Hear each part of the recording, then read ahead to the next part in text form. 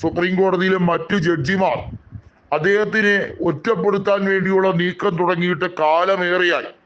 Justice Suryakant അടക്കമുള്ളവർ സഞ്ജീവ് ഖന്നയുടെ നടപടികളെ ചോദ്യം ചെയ്യുന്ന തരത്തിലേക്ക് പോകാറുണ്ട്.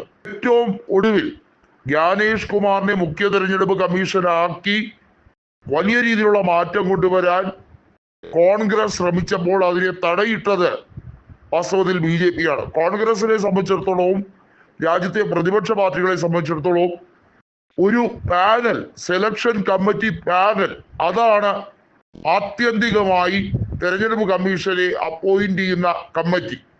അതിനകത്ത് പ്രതിപക്ഷ നേതാവ് കൂടി വേണം. അദ്ദേഹത്തിന്റെ ശക്തമായ എതിർപ്പുണ്ടായിരുന്നു ജ്ഞാനേഷ് കുമാറിന്റെ നിയമനവുമായി ബന്ധപ്പെട്ട കാര്യത്തിൽ. എന്നിട്ടും അതുപോലും വകവയ്ക്കാതെ പ്രധാനമന്ത്രിയും ആഭ്യന്തരമന്ത്രിയും കൂടെ ചേർന്ന് രാജ്യരാമാനം അവർ തീരുമാനിച്ചതിന് പ്രകാരമാണ് ജ്ഞാനേഷ് കുമാർ അധികാരമേറ്റത്. ഇവിടെയാണ് സഞ്ജീവ് ഖന്നയുടെ പ്രസക്തി.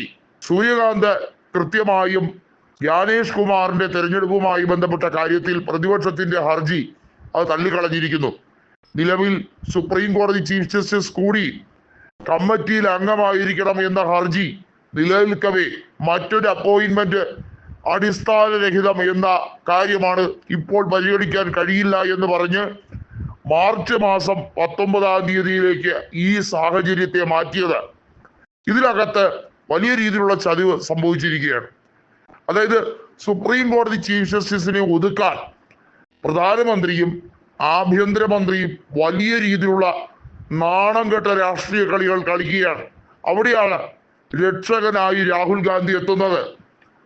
പ്രതിപക്ഷ നേതാവിന്റെ ശക്തി എന്താണ് എന്നുള്ളത് പാർലമെന്റിലും ഭരണഘടനയിലും നിശ്ചയിച്ചിട്ടുള്ളതിന്റെ പരമാവധി അധികാരം ഉപയോഗിച്ചുകൊണ്ട് തന്നെ ചീഫ് ജസ്റ്റിസ് ഓഫ് ഇന്ത്യയുടെ മാറ്റത്തെ തടയിടാൻ വേണ്ടിയുള്ള ഒരു വ്യാപക നീക്കം നടക്കുകയാണ്. അതിനു വേണ്ടിയുള്ള ശ്രമം Rahul Gandhi തുടങ്ങിക്കഴിഞ്ഞിരിക്കുന്നു.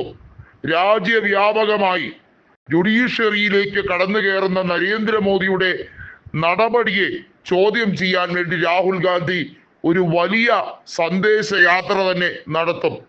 Chief justice of India എന്നത് പ്രത്യേക അധികാര കേന്ദ്രമാണ്. ഇന്നേ വരെ മുഖ്യ തെരഞ്ഞെടുപ്പ് കമ്മീഷനെ ഇത്രയും മാരകമായി ചോദ്യം ചെയ്തിട്ടില്ല എന്ന് തന്നെ പറയേണ്ടി വരും. അങ്ങനെ ചെയ്തിട്ടുള്ള ഒരേ ഒരു വ്യക്തി ഒരുപക്ഷെ ഇന്ത്യയുടെ ചീഫ് ജസ്റ്റിസ് ആയിട്ടുള്ള ജസ്റ്റിസ് സഞ്ജീവ് ഖന്ന തന്നെയാണ്. അതുകൊണ്ട് തന്നെ അദ്ദേഹത്തിന് സ്വന്തം തട്ടകത്തിൽ വരെ വലിയ തിരിച്ചടി ലഭിക്കുന്ന സാഹചര്യം ഒരുങ്ങിയിട്ടുണ്ട്. ചീഫ് ഇലക്ഷൻ കമ്മീഷനെ നിയമിച്ചുകൊണ്ട് തെരഞ്ഞെടുപ്പുകളെ അട്ടിമറിക്കുന്ന നരേന്ദ്രമോദിക്ക് കിട്ടാൻ പോകുന്ന 8ന്റെ പണിയായിരിക്കും രാഹുൽ ഗാന്ധിയുടെ ഈ തടയിടൽ.